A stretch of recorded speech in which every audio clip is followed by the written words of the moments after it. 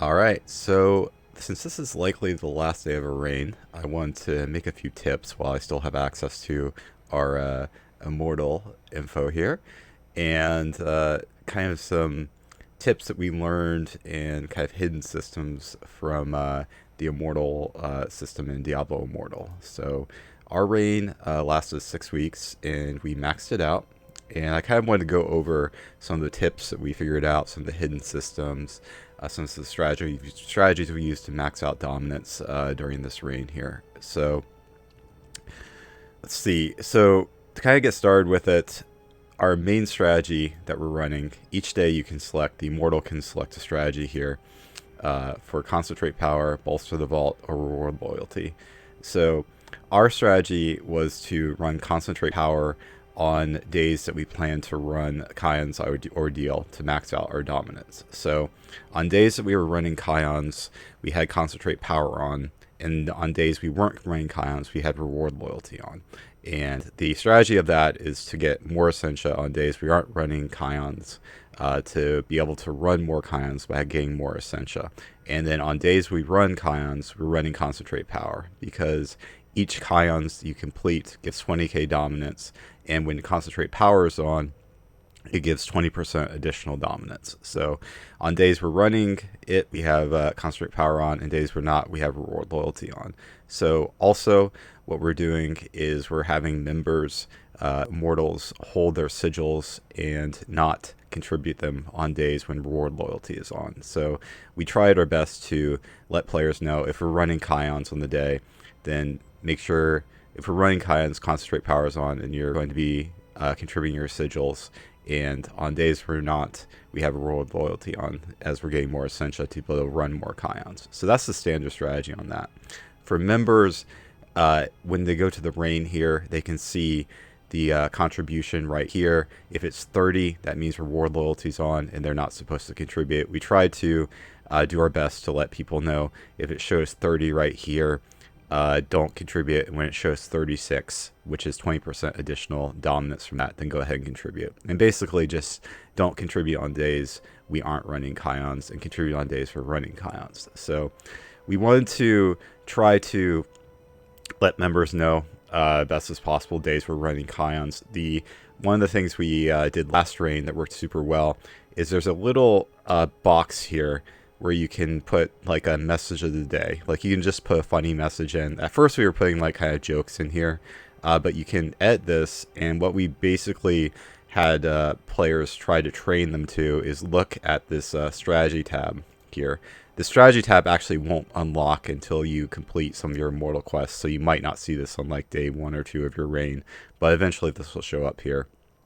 And each day I would update this at night and put in the plan for the day and say what times we're running Kion's, whether we're running Kion's or not. Since this is the last day of a reign now, we maxed out dominance, I don't have it here, but each day I would put whether we're running Kion's, whether to hold sigils for the next day, and also the times for the Kion's. So for the times for the Kion's that we were running, so this is the first week of your reign, you're going to have a lot of drama. Because you're not going to be able to run as many Kion's, and you're basically going to fill out the Kion's pretty much immediately.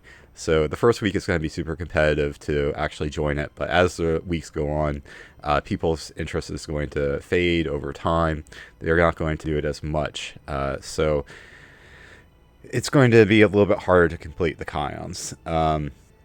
But in your early weeks, it's going to be very competitive to do it, and it's going to basically fill up immediately. You're going to fill up all those slots. You're probably going to have a little bit of drama on people wanting to sign up for it. But the times that we found were best to do it is usually about 30 minutes before and 30 minutes after Vault.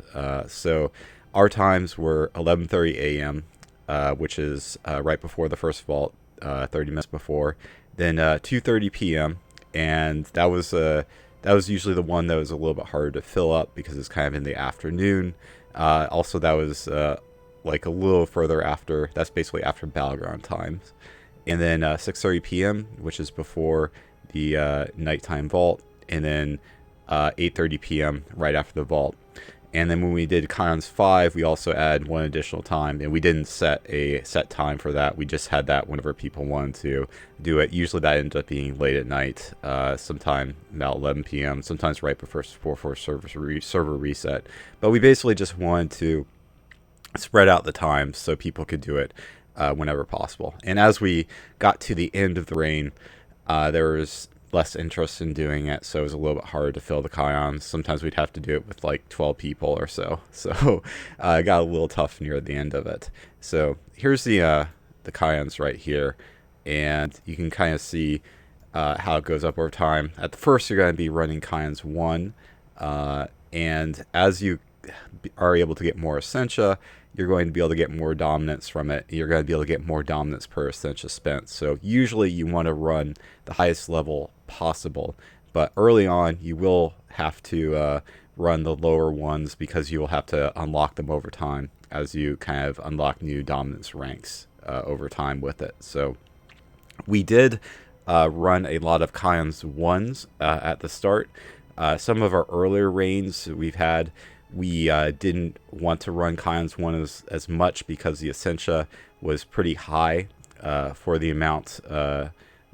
For it's a little bit high Essentia to get the Essentia cost for the dominance is not a good not a really good conversion rate on that. But you do, if you're able to run Kions 1, you can get more dominance early on in the reign to unlock the higher tiers of it. So we actually ran quite a few Kions 1s, even though the dominance per Essentia is not a really good value on that. But we did run this early quite a bit until we could unlock Kions 2.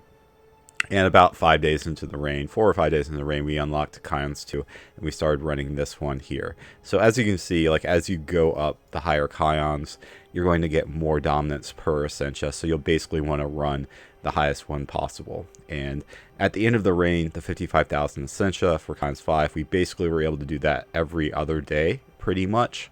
We would have reward loyalty on like every other day, basically, to get more Essentia, and then concentrate power on to get more dominance when we were running the Kions. So that was the basic strategy of it, and kind of what we did with it. One of the issues that we did have this reign, and this might not be in your reign, but the combat rating difficulty for the higher Kions was actually pretty high because we were unlocking Hell 8 during this time period. So the combat rating was quite high until we unlocked Hell 8. There was only a couple whales who were actually able to carry this combat rating Kions earlier in our reign.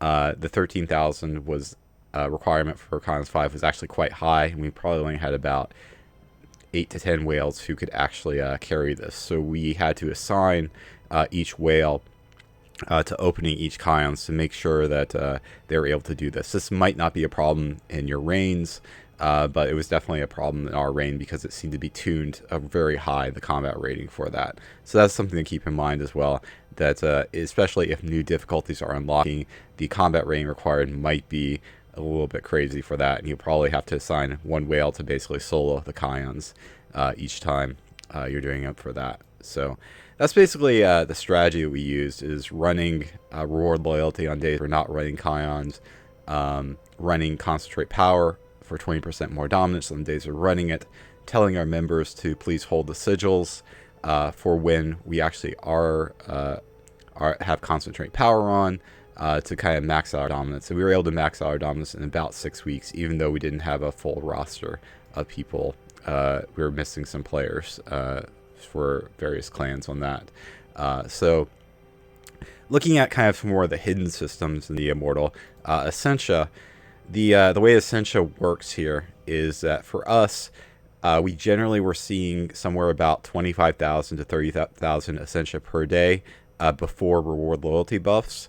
We didn't have a full roster, and we had some players not completing the dailies. We had some inactives, so you might see more on your reign. On our previous reign, we were a little bit more active. We had more active players, so we were seeing a little bit above 30,000 per day. But That's generally what we were seeing from that is 25 to 30,000 Essentia per day gained. And as far as what was stolen from the vault, early on in the reign, you're going to see way more Essentia stolen because the shadows are going to be running vault more. They are going to be running it more for to get their shadow rank up, and there's just going to be more engagement early on. And as the reign goes on, there's going to be less Essentia stolen. So generally, early in the reign, we saw also early in the week you're going to see more Essentia stolen because the shadows have to get their weeklies done for the chest, and they're going to get more hilts early on in the week. So early in the week, when the reset happens on Monday, you're going to see more Essentia stolen, and early in the reign, you're going to see more Essentia stolen. So early in the reign, we saw, and early in the week and early in the reign, we see up to about 5 to 6,000 Essentia stolen per day, with more stolen during the nighttime vault session and less stolen during the afternoon vault session. And then as we got further closer to the end of the reign, we saw much less Essentia stolen as kind of the shadows have maxed out their stuff and are kind of taking a break from it. So near the end of the reign, you might see like 2 to 3,000 Essentia stolen per day. So we factor that in our strategy on that. I kept notes on what our Essentia was per day, what we were losing, to get an idea of that.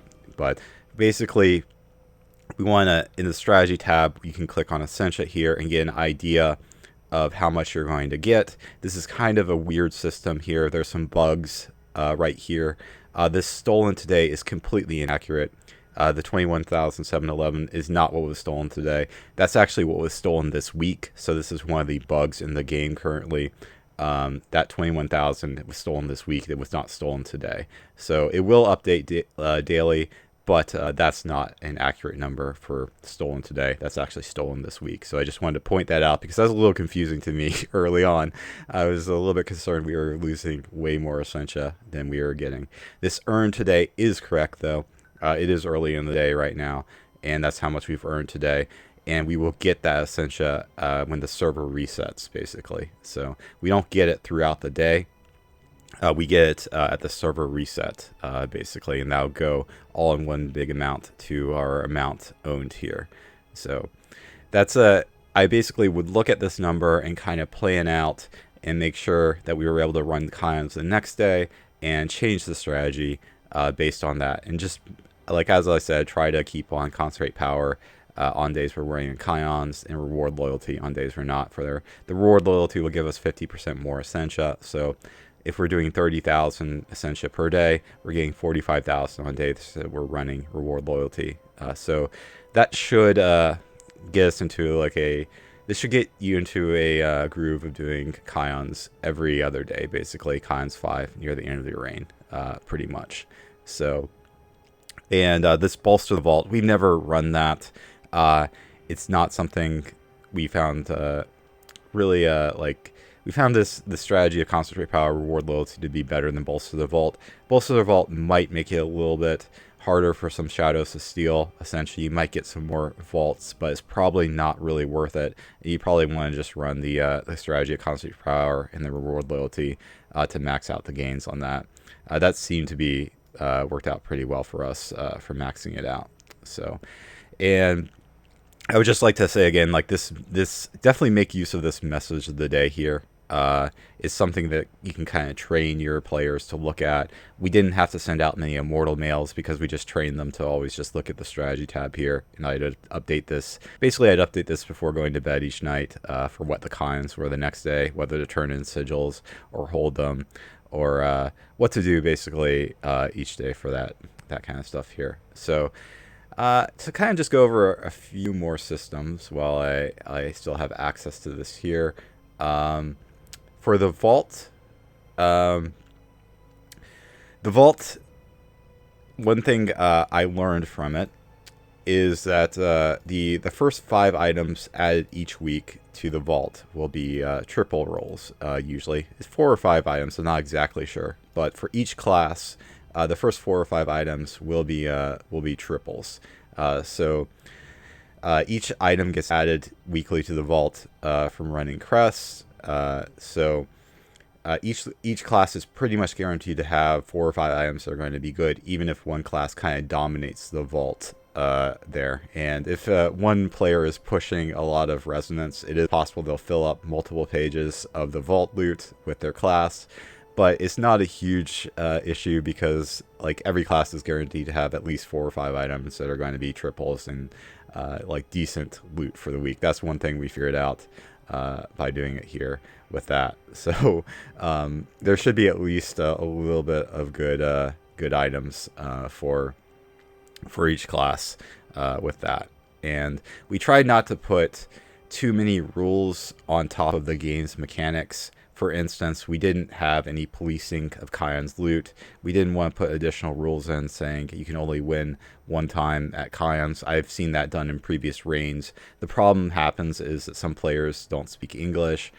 Some players just don't pay attention. This is a mobile game where some players are just not as engaged in it. So we tried not to put too many rules on top of the game's mechanics. So we didn't have any additional rules on loot and Kions where you couldn't win multiple times because it would just be too hard to enforce that kind of stuff with that. So we just let it pretty much go. The only rule we really tried to enforce, which we weren't always successful in enforcing, is asking players to always contribute their sigils each week. And the reason for that is because on your leaderboard for your immortals with the contribution, the way it works here is the highest contribution player is going to have the first pick of vault loot, and technically you can save your sigils in the game and turn it all in one burst. You can carry over the sigils to next week. This contribution is the leaderboard for this week, and you could hold all of your sigils and turn them all in one burst and get a ton of contribution to get better vault loot. We ask players not to do this. There's no way we can really police that other than kind of like threatening to kick them, which we really didn't want to do. We just asked players to please turn in their sigils every week and not carry them over to the next week. And that's really the only rule we had for our reign. We still had players do that. We had players who weren't very engaged with the game, not really understand how the systems works, do that. You don't want to really punish players too hard on that kind of stuff with it. You kind of just want to try to encourage people not to do it. Usually it was a misunderstanding if a player did that. There weren't many players who intentionally did that to try to get loot. And if any player did do that from our clan, we did warn them and tell them not to do it again, or we'd have to remove them from the clan, basically. So that's the only real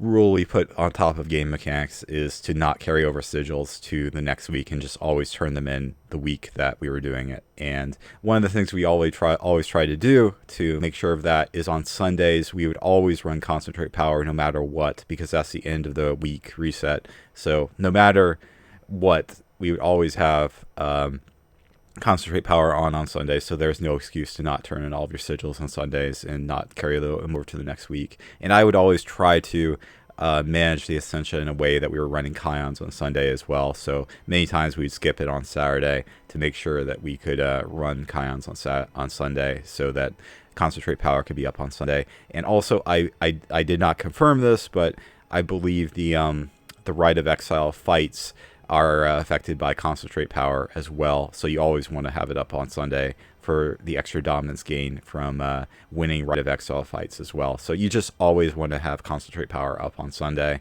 so that all of your members will turn in their sigils by the end of the week, and you're going to get the extra dominance from the Rite of Exile wins on there. So that's just a couple of little things that we did do to one of the few rules we actually put additionally on our reign was that.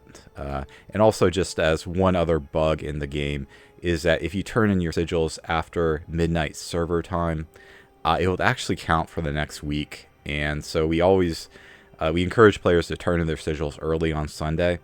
There are some bugs if you turn in after midnight server time before the server reset at 3 a.m. server time.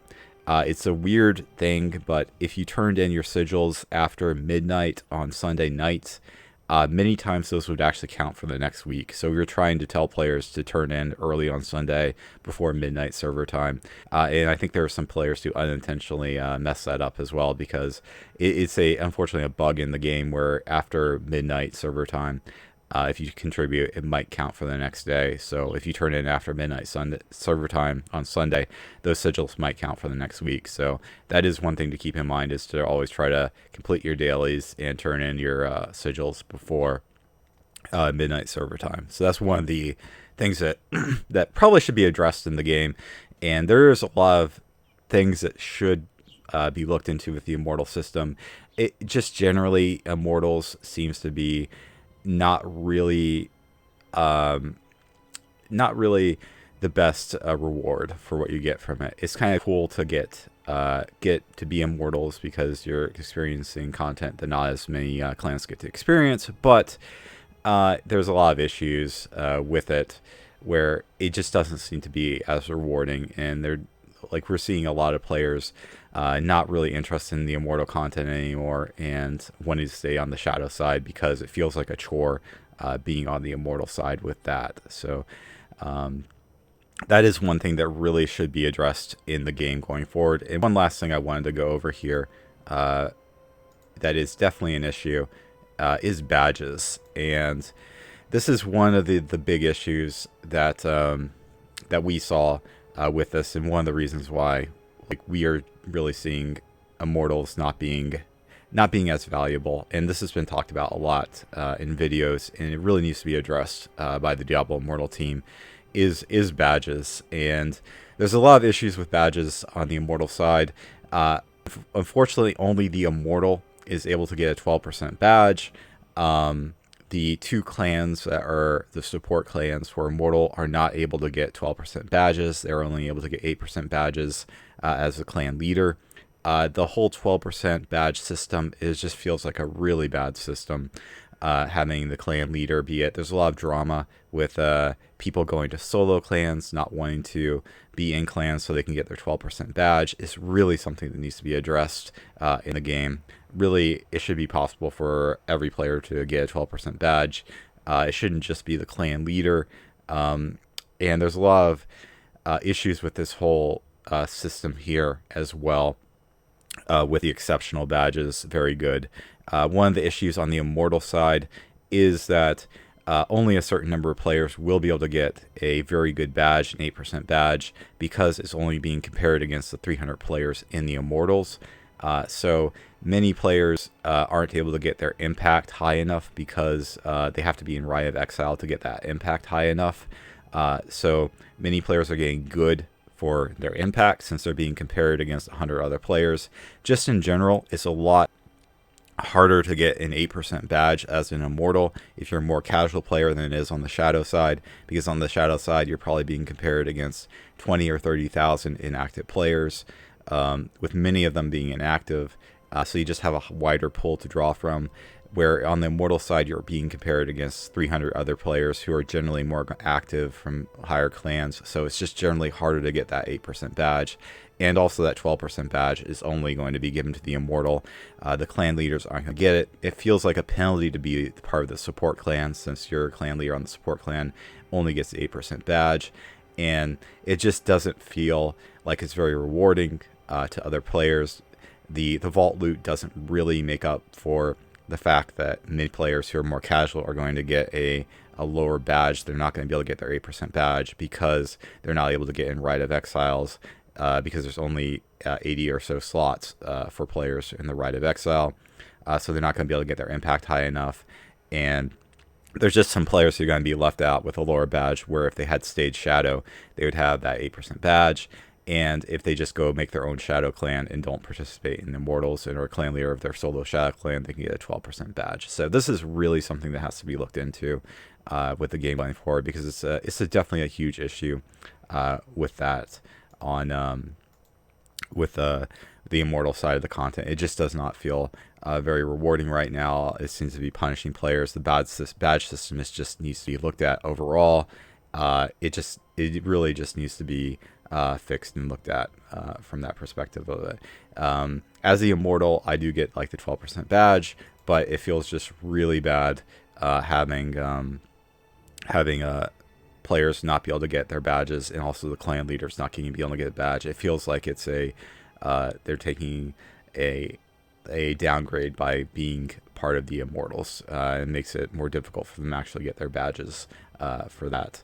So that really is something that needs to be looked into in the future for this game, is the whole badge system and the social aspect of it, because it should be, getting the Immortal should be the point of the game. It should be something that players are trying to get, and right now it feels like it's a kind of a penalty in some way to some players getting it. So you do get the cool one thing you do get is you do get the cool extra buffs as Immortal for the Immortal and the Lieutenants. The buffs you can get that help our warbands get high clear times, but it really isn't that impactful. There just isn't enough like really good stuff to justify the Immortal side of stuff. So it really is something that has to be looked into for the future of the game. So I think that's pretty much what I wanted to go over with this. This is kind of just a more of a rambling video from me on that. I wanted to make sure I got this video out there. There's probably some stuff that I forgot to go over. I might make a more in-depth video in the future with all the like stats. I had a recording of how much Essentia we lost each day, and wrote down how much we had, so I can maybe make a longer video in the future about this. But since this is probably going to be the last day of the reign, I wanted to kind of go over a few tips that we found in this reign and how we did it, so people can know this kind of stuff for future reigns. Maybe I'll make a few more videos if there's some stuff that I forgot to go over in this video here. But this is generally our strategy from it. This is one of the first videos I've made on this channel here. I might make a couple more with kind of information about the game, but I just wanted to get this out here because there's a lot of really weird hidden systems with Immortals, and I wanted to kind of go over it. So thanks for watching this video, and maybe see you in the future. Thanks.